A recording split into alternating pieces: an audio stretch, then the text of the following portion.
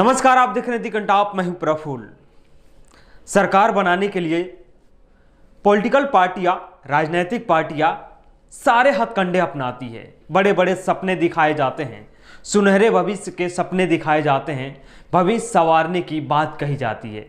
देश की जो सिस्टम है, यानी ये कहा जाता है कि पिछली सरकारों ने घपला किया है, घोटाला किया है, सिस्टम को बर्बाद कर दिया है, हम उसे ठीक कर देंगे। पहले के दौर में स्वास्थ्य सुविधाओं की कमी और इच्छा शक्ति के अभाव में छोटे छोटे संकट भी यूपी में विकराल हो जाते थे।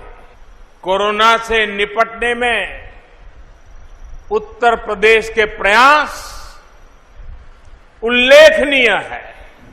हॉस्पिटल हो, शिक्षा हो, यातायात हो या देश की अन्य सुविधाएं हो, उसको बेहतर करने की बात कही जाती है। और झूठ का कारोबार तो राजनीति में होता ही है, क्योंकि सरकार बनानी होती है, इसीलिए नेताजी झूठ बोलते हैं। आप याद करिए, कोरोना के दौरान भी मैं आपके जिले में दो बार आया था व्यवस्था देखने के लिए। हमारे दोनों विधायक, हमारे माननीय सांसद पूरी मेहनत से जिला प्रशासन के साथ, हेल्थ वर्कर्स के साथ, कोरोना वॉरियर्स के साथ मिलकर के पूरी ईमानदारी के साथ जनता जनार्दन की सेवा कर रही थी। लेकिन दूसरे दलों के लोग होम आइसोलेशन में थे। होम आइसोलेशन में जो आपके संकट के समय में घर में बैठ करके दुबक जाए, तो चुनाव में भी उनको घर में ही दुब के रहने की आवश्यकता है, उनको घर में ही दुबा देना। बड़े बड़े दावे कर देते हैं, बड़ी बड़ी बातें हाँक देते हैं, बाद में भले ही उनके कोई मंत्री साहब आके उसको जुमला करार देते हैं। नेताजी झूठ बोलते हैं, ये आप और हम सब जानते हैं।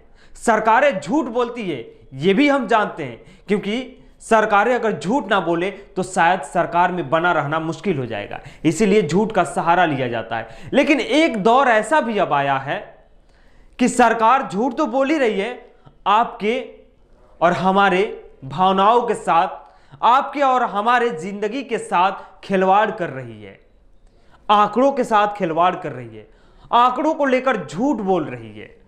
अब आप सोचिएगा कि कौन से आंकड़े की सरकार झूठ बोल रही है। दरअसल कोविड-19, आपको याद है, सेकेंड वेव, मौत का तांडव मचा हुआ था। जिंदगी आप जी तो रहे थे, लेकिन हर पल यही सोच रहे थे कि पता ना अगले घड़ी, अगले क्षण कहीं इसका शिकार ना हो जाऊं मैं। हर किसी ने अपना खोया होगा, किसी का सगा बाप, भाई, बहन, किसी की मां, किसी की पत्नी मौत को गले लगा लेती है। ऑक्सीजन की किल्लत से, हॉस्पिटल में बेड नहीं मिलने से, समय से दवाई नहीं मिलने से, समय से ट्रीटमेंट ना होने पर मौत हो जाती है। लेकिन उसके बाद अगर सरकार इन सब चीजों पे झूठ बोले तो सोचिए क्या आपके ऊपर गुजर रहा होगा। केंद्र सरकार से जी जब पूछा गया था कि ऑक्सीजन की कमी से कितने लोगों की मौत हुई, तो हमारे स्वास्थ्य मंत्री मनसुख मांडविया जवाब देते हैं कि ऑक्सीजन की किल्लत से, ऑक्सीजन की कमी से किसी की भी मौत नहीं हुई है, और ना ही किसी राज्य सरकार ने हमें कोई आंकड़ा दिया है। यही बात उत्तर प्रदेश के मंत्री साहब भी यही उत्तर दे रहे हैं, बता रहे हैं कि ऑक्सीजन की कमी से उत्तर प्रदेश में किसी की भी मौत नहीं हुई है। चलिए वो पढ़ के हम बता दे रहे हैं कि सवाल क्या था और जवाब क्या मिला। सवाल यह था कि क्या चिकित्सा एवं स्वास्थ्य मंत्री बताएंगे कि उत्तर प्रदेश में ऑक्सीजन की कमी से कोरोना की दूसरी लहर में मौतें हुई है? यदि हां, तो जनपद लखनऊ, वाराणसी, गोरखपुर में इनकी संख्या कितनी थी? क्या उक्त विवरण सदन की मेज पर रखेंगे? मंत्री साहब का बयान आता है इस पे। मंत्री साहब बोलते हैं कि उत्तर प्रदेश में कोरोना की दूसरी लहर में ऑक्सीजन की कमी से किसी की मृत्यु सूची नहीं है, यानी मृत्यु हुई ही नहीं है, मौत हुई ही नहीं है। प्रश्न ही नहीं उठता है कि ऑक्सीजन की कमी से किसी की मौत हुई है। जय प्रताप सिंह मंत्री चिकित्सा एवं स्वास्थ्य परिवार कल्याण मंत्रालय, उत्तर प्रदेश। सोचिए मंत्री साहब कितने मासूम हैं कि कोरोना में ऑक्सीजन की किल्लत से हुई मौतों को आसानी से नकार देते हैं, बोल देते हैं कि किसी की मौत नहीं हुई है।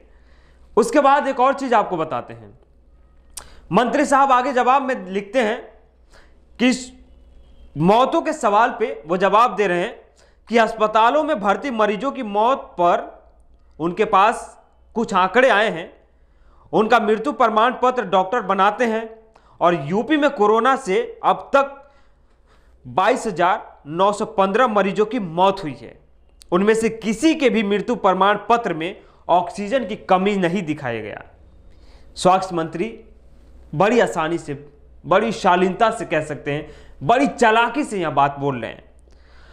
सिर्फ उत्तर प्रदेश इसमें शामिल नहीं है कि ऑक्सीजन की कमी से मौत को नकार दे रही है, बल्कि 13 अन्य राज्य हैं। 13 अन्य राज्यों ने भी कहा है कि ऑक्सीजन की कमी से किसी की भी मौत नहीं हुई है। लेकिन आपको याद होगा वो गंगा किनारे तड़हती लाशें, अस्पतालों के गेट पे छटपटाते परिजन, अस्पतालों के बेड पे छटपटाते मरीज, ऑक्सीजन के लिए दर दर भटकते वो लोग, ऑक्सीजन के लिए दर दर भटकते, फोन करते, अदालत की गेट खटखटाते वो लोग आपको याद होंगे। चलते चलते बस एक और आपको खबर बता दूं कि जॉर्डन की अदालत ने एक फैसला लिया। मात्र जॉर्डन में 10 लोगों की मौत हुई थी, वजह था ऑक्सीजन की कमी। 5 लोगों को 3 साल की सजा सुना देता है अदालत और वहां के स्वास्थ्य मंत्री को इस्तीफा देना पड़ जाता है। जॉर्डन की अदालत, हमारे देश की अदालत की क्या हाल है वो आप जानते हैं। क्या मंत्री साहब के ऊपर भी एफआईआर होना चाहिए था? ये सवाल आप पे छोड़ के जा रहा हूं। क्या मंत्री साहब झूठ बोल रहे हैं बड़ी चालाकी से? क्या उनकी संपत्ति पे बुलडोजर चलना चाहिए या नहीं? ये जवाब आप दीजिएगा। क्या मंत्री साहब के ऊपर देशद्रोह का ईवीपीए जैसे, एनएसए जैसे और लोगों की भावनाओं को आहत करने वाला मुकदमा दर्ज होना चाहिए या नहीं होना चाहिए? कमेंट करके जरूर बताइएगा। और उत्तर प्रदेश में चुनाव है, चुनाव में क्या होगा उससे भी आपको अपडेट जरूर कराएंगे। तब तक बने रहिए आप हमारे साथ। अगर अभी तक आप हमारे चैनल का सब्सक्राइब नहीं किए तो सब्सक्राइब कीजिए। यूट्यूब पे देख रहे हैं तो बेल आइकन दबाइए, अगर फेसबुक पे देख रहे हैं तो फॉलो जरूर कीजिएगा।